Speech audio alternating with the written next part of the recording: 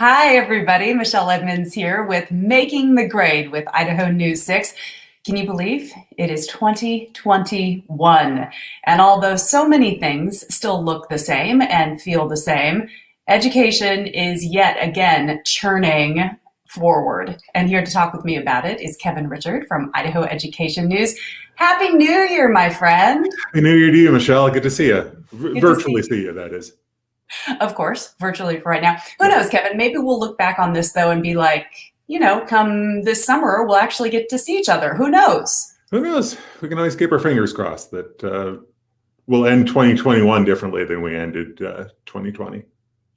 Well, as we are joined by all of our wonderful viewers showing us on Facebook or across all of the different social media platforms that we have at Idaho News 6, we want to make sure that we are hearing from you, your comments, your questions regards to education, because Making the Grade is our chance to communicate with you directly as well. So Kevin, let's just start where we have to start, 2021. I guess a lot of people shaking their heads saying, unfortunately, but we are still in the very middle of this pandemic.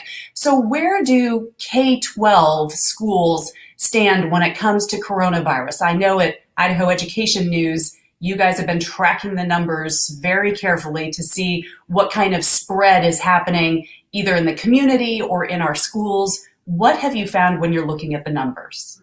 Well, we did the tally on Monday, and I posted on my blog on Monday the up-to-date figures for so far this school year. And based on what the Department of Health and Welfare has totaled and released, we're looking at least 4,800 coronavirus cases that can be linked to K-12 schools.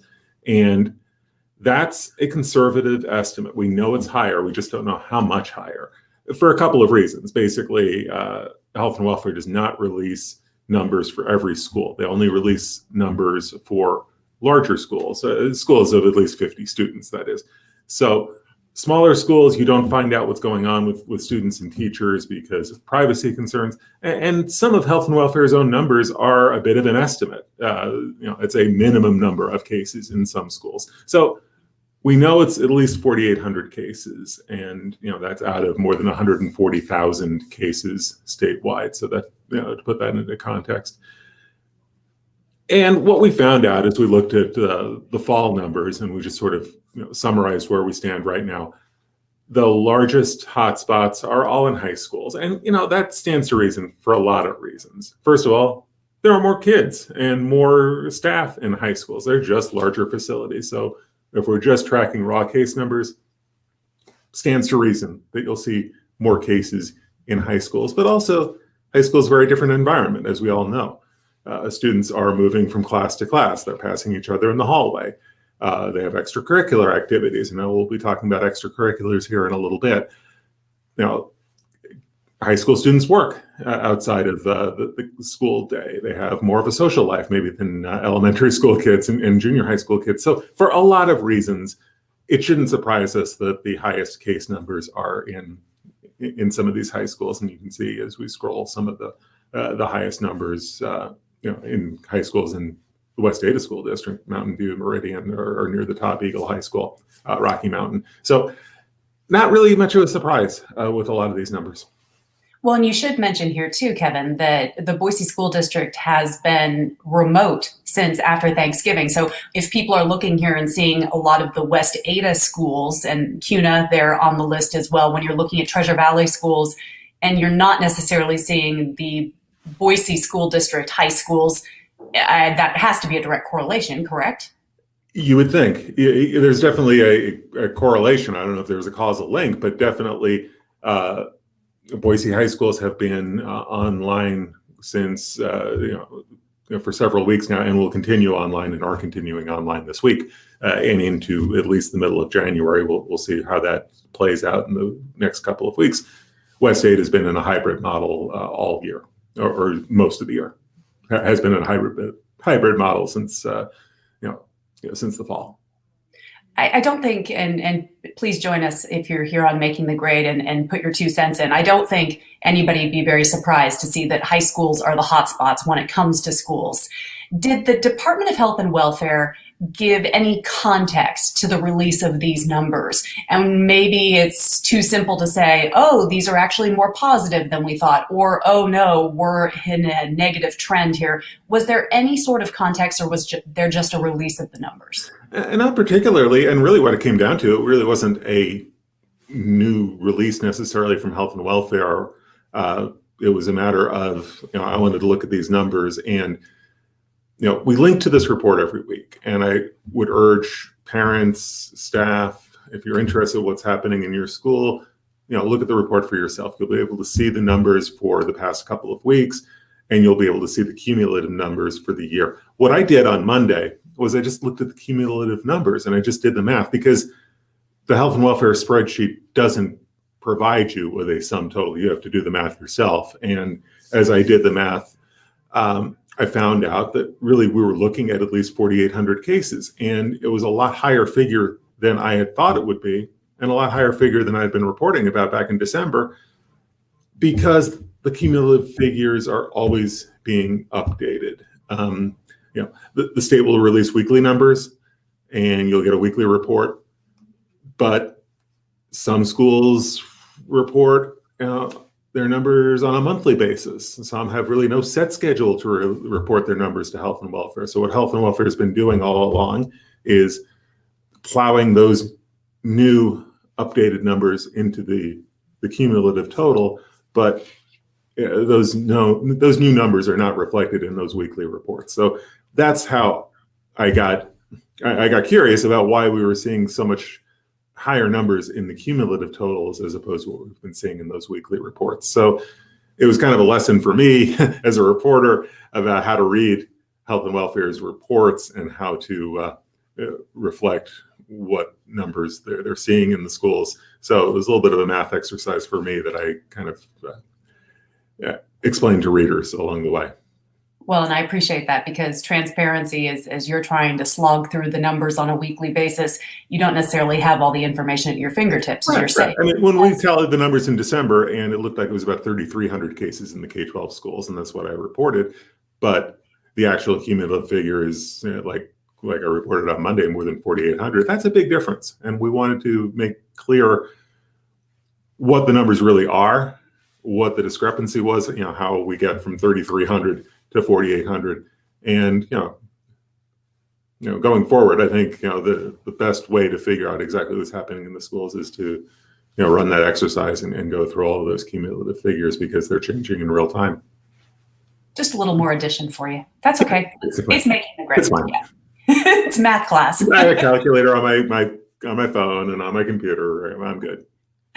Okay, so on that note, Kevin, does it surprise you at all that Governor Brad Little has decided to update his state plan when it comes to spectators at school sporting events? And this was something that a group of people, including a lot of educators and education leaders in the state, petitioned the governor's office to make this change so that more spectators could watch specifically high school sports, but sports across the board at schools. And so now, as the way I read this new recommendation, is that each player or cheerleader or whoever you're trying to watch would be allowed to have 2 spectators in attendance at an event. So I wanted you to not only talk a little bit about that story, but also maybe put it in context for us with what was just released in your blog about the increase in numbers in the schools.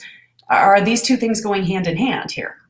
I think what you're seeing here is definitely the governor's office heard from people who wanted to see that 10 spectator cap eased up and increased.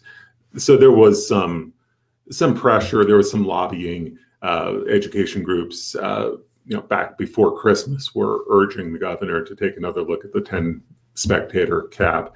So what the governor's office said about the change is that they're trying to strike a balance between accommodating parents, allowing parents to attend sporting events, and trying to keep that spread to a minimum. Because, obviously any kind of gathering runs the risk of leading to a spread. And as Sammy Edge reported on this on Monday, the change in the policy also comes with some safeguards. I mean, there are guidelines that spectators need to follow with regard to social distancing, with regards to face coverings. So that, that's all part of the equation as well. Kevin, we have talked about many times here on Making the Grade as the pandemic has unfolded since March.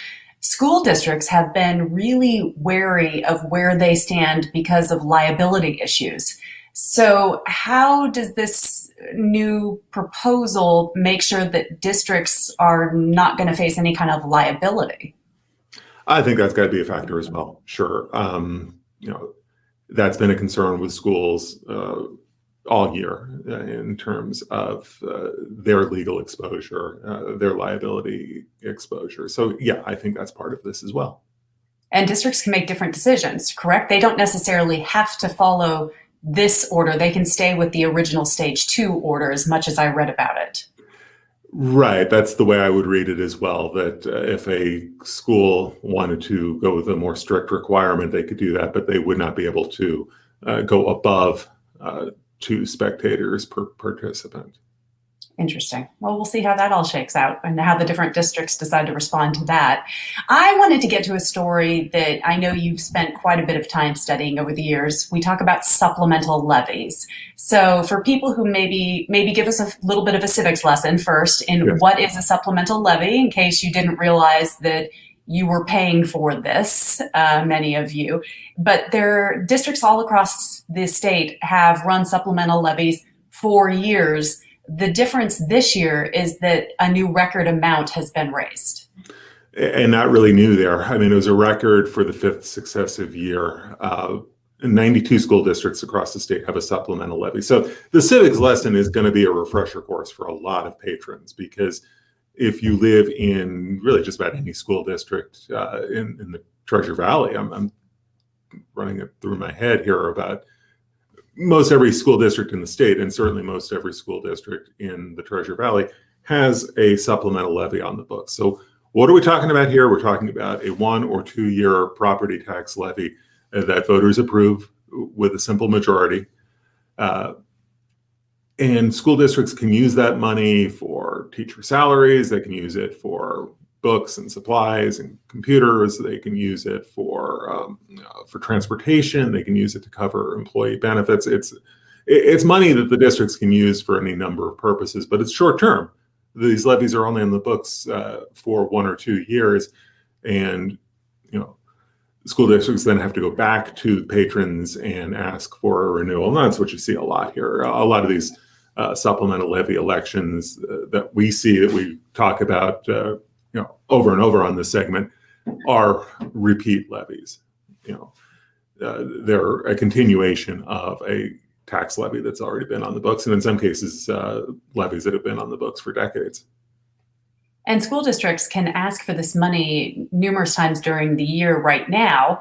But we should mention that there are plenty of levies that fail, and then districts have to come back with either a different look at the levy, or, for example, the state's largest school district, West Ada, did not have its levy pass in May. They brought essentially the same levy back to voters in August, and it did pass. Right. So it's fascinating to see what can change in just a matter of on voters' minds as well. Right. It doesn't happen very often. The track record for school districts passing supplemental levies is pretty high. The vast majority of these levies do pass the first time around, but you're absolutely right. West Ada and Middleton as well this year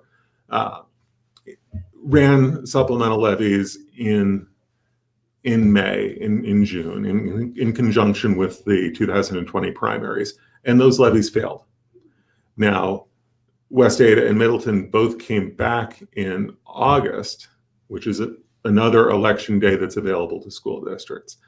They ran the levies again in August, pretty much an identical proposal to what had failed in the spring, and those levies passed the second time around. The short civics lesson here is that right now, under current state law, school districts can run a supplemental levy in March, they can run it in May, they can run it in August, they can run it in November. They've got 4 election dates available to them. The majority of these levies do run in March, so I would anticipate that even though we're in the middle of a pandemic, come March of 21, we're going to be talking about a lot of supplemental levies on the ballot across the state. That's the most popular date to run these levies. But yes, they do have the option, if a levy fails, to come back and run the levy again. And that's caused some consternation in the legislature. There are some lawmakers who want to tighten up election laws and election guidelines because they think that school districts are being overly aggressive, pursuing repeat levies, going back to voters, second time around on levy proposals. Stay on that train of thought there, Kevin. As legislators were to look at this graph that you have at idahoednews.org, if anyone wants to go and look at it directly, and they see the uptick essentially year after year after year in school districts trying to raise more money, what is the debate going to be about funding education at the State House in the next couple of months? And will this kind of graph make any difference? Well, yeah, I think you've got some legislators who will look at this graphic and will say that this is a sign that the state is not doing enough to fund public schools. These are called supplemental levies, but many school administrators really bristle at that term. They say, no, this is not supplemental. We need this money. This is essential to backfill what we're getting from the state, to help balance the books, to help keep teachers in the classroom, to help boost teacher salaries at the local level. So, yes, I think there are going to be some legislators who look at this graphic, who have looked at this graphic in the past and have said this is a sign that we're not doing enough for public schools. I mean, on social media, one legislator already did that this week, John McCrosty, a Democrat from Garden City, who's also a teacher. He posted to this story and he said, this is a sign that, the state needs to be doing more for public schools and for school funding. So I think it's a talking point in the debate. It's already been a talking point in the debate, and I would anticipate that it will continue. It's going to be a strange year at the legislature, Kevin. Yes. As you well know, you Yes. cover politics and education in this state for a very long time. And I'm not just talking about whether or not masks are going to be allowed on what floor and how that looks. I'm not talking about any of that. What I'm talking about is the fact that we're in the middle of a pandemic and there could be record revenue in the state of Idaho, and where that money goes, how it's configured, and with a governor who has literally, to me, called himself the education governor. So I'm asking you to look in your crystal ball as we get ready to move into the ledge time here, but how does this all sort itself out, especially considering that graphic on supplemental levies? I think it's going to be a tough session. I think it's going to be a very contentious session because when you have a record surplus, at the legislator's disposal, at the governor's disposal, there's going to be a lot of debate about what to do with all of that money. And the governor will set the tone on Monday. He'll do his State of the State address. It's probably going to be in a different format. It's not going to look and feel the same as the State of the State has looked and felt in previous years. But the thrust of the State of the State address is still going to be the same. It's going to be the governor laying out his agenda for 21, his blueprint for how to spend money that's available, and in this case, how to spend a record-setting surplus. So he's going to start that dialogue, but legislators are going to have very different opinions and very sharply differing opinions within the legislature about what to do with all that money. I think it's going to be a very tough session, and that's not even talking about the sheer logistics of holding a legislative session in a pandemic. How do you put 105 legislators, hundreds of interested Idahoans, lobbyists, staff, reporters in the same building, and how do you do that safely? That's a big challenge in and of itself.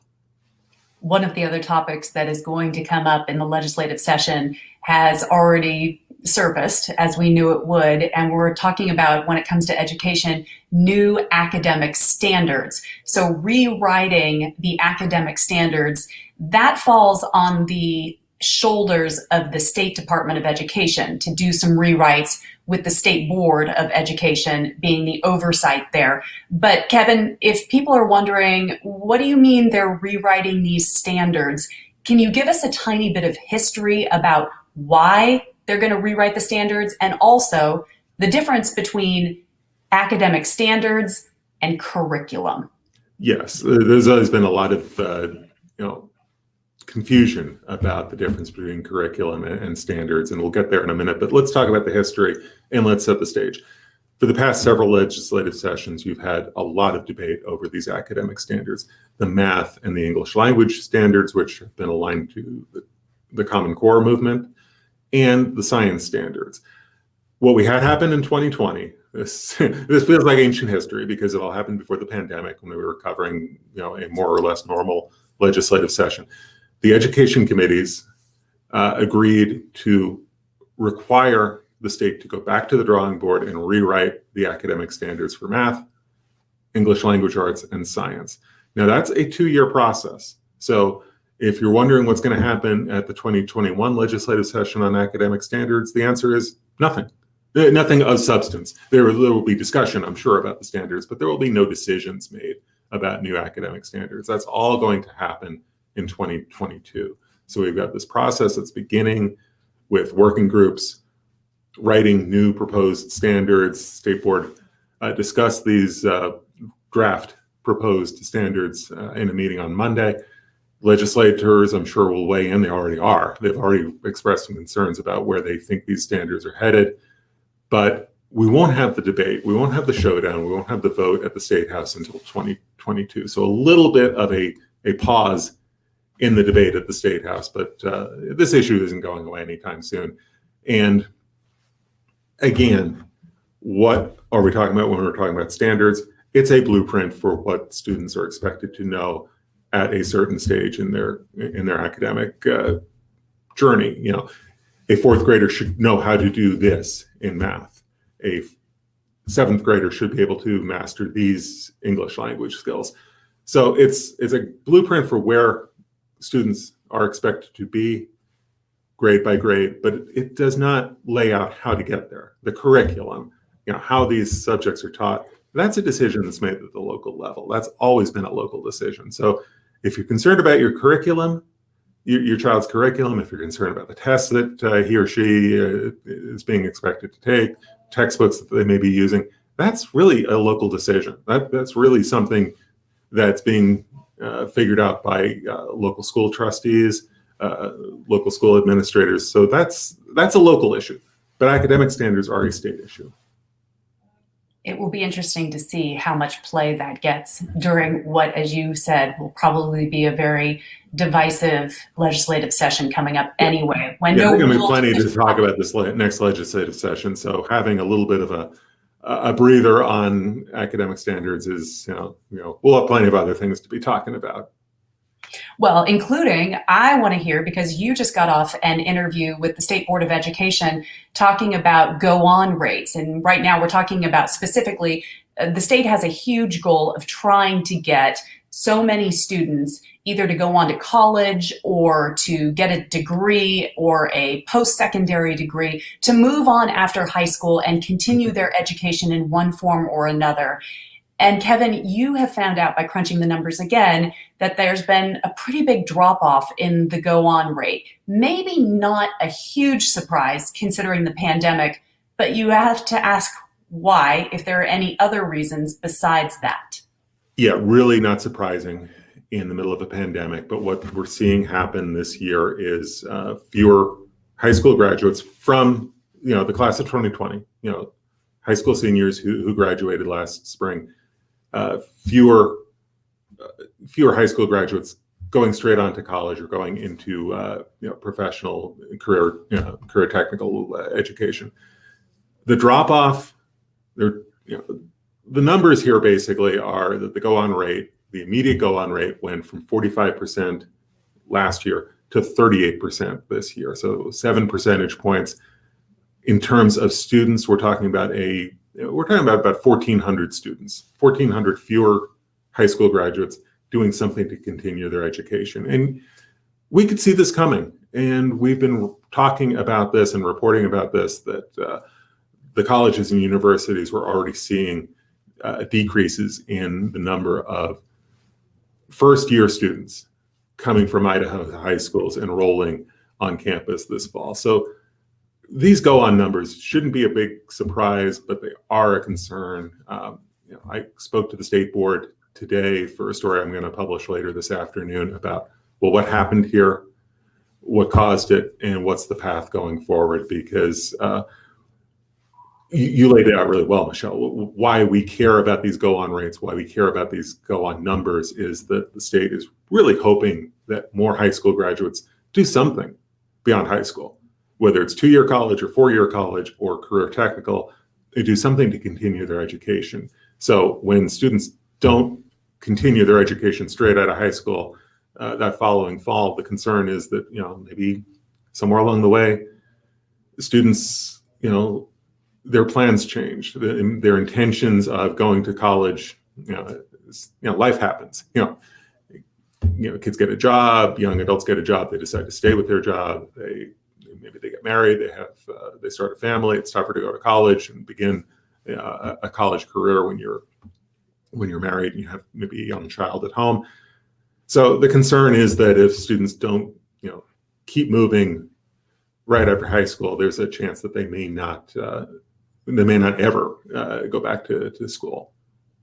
I wanted to bring in a comment. Jana's joining us, Kevin, and she says, imagine what the go-on rate will be after this year. Did you get a chance to ask the state board as you were interviewing them today about this in particular? Are they worried the drop-off will continue, specifically with the class of 2021 because of what we've been going through? Or are they hopeful they might see an immediate rebound because people were so uncertain last spring and summer?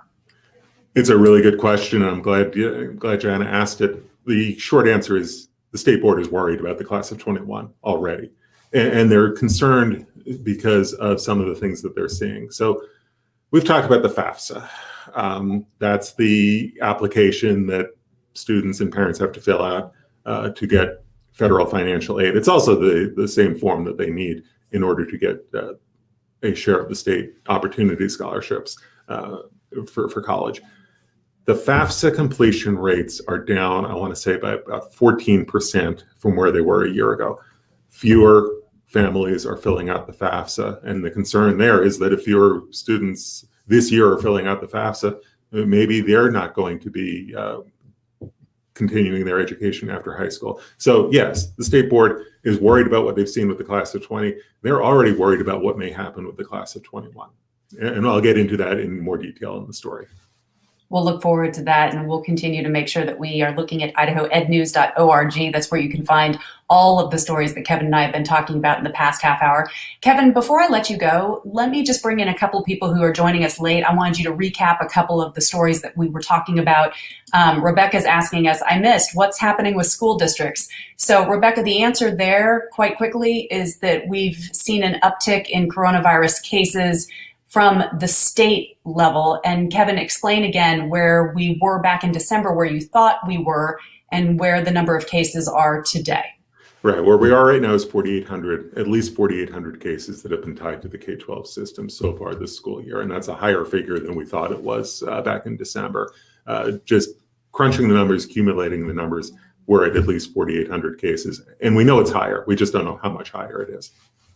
And Allison is talking about another one of our stories we were discussing, and this is the governor's decision to allow more spectators into specifically high school sports, but school sports in general. Allison, I get it. Wish my kid's pep band could still play. I get that too. I don't know. I was a choir kid in high school. I mean, I wasn't an athlete. I was a choir kid, and I absolutely get it. It was the most important part of my high school life.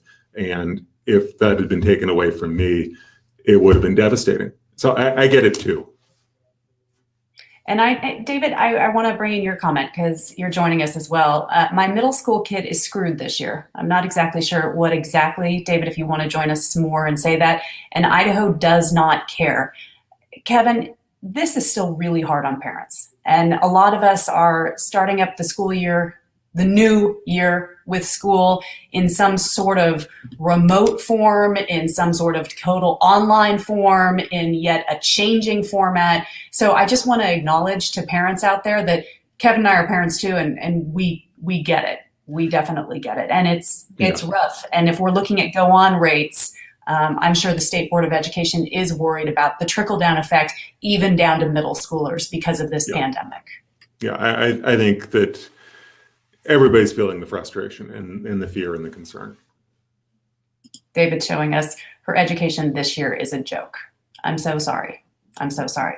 And I also know that there are plenty of teachers out there who are working their tails off trying to make sure that their kids, as in their classroom kids, are getting the best education possible. So as we've been saying at Idaho News 6, we're all in this together, even though we're not together. No, and I'm scrolling down, I'm looking at some of the comments too. One of our commenters was talking about getting teachers vaccinated so kids will get back to school. That's something we're going to be watching very closely. That's going to be a big story for us in the next few weeks, watching what's happening with the vaccinations.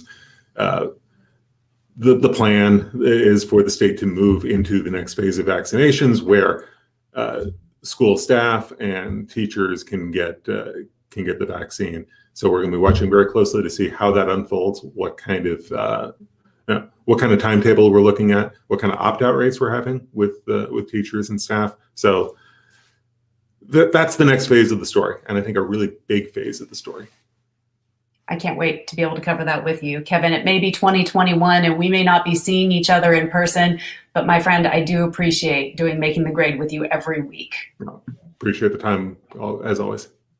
If you'd like to read about any of these stories in depth, if you'd like to have the links to click on to get to all of the information that Kevin and the staff at Idaho Ed News use to make sure that they are giving you the accurate information, it is all at idahoednews.org. You will also find at idahonews6.com, we repost Kevin and the gang stories all the time there as well. So if you want to click on those and also get the apps, that's another great way to make sure you're following up on all of these stories. And Kevin, we'll look forward to your Go On Rate story coming out this afternoon. Yes. Thank you so much for everybody being here for Making the Grade. We'll see you back here next week. See ya. Thank you.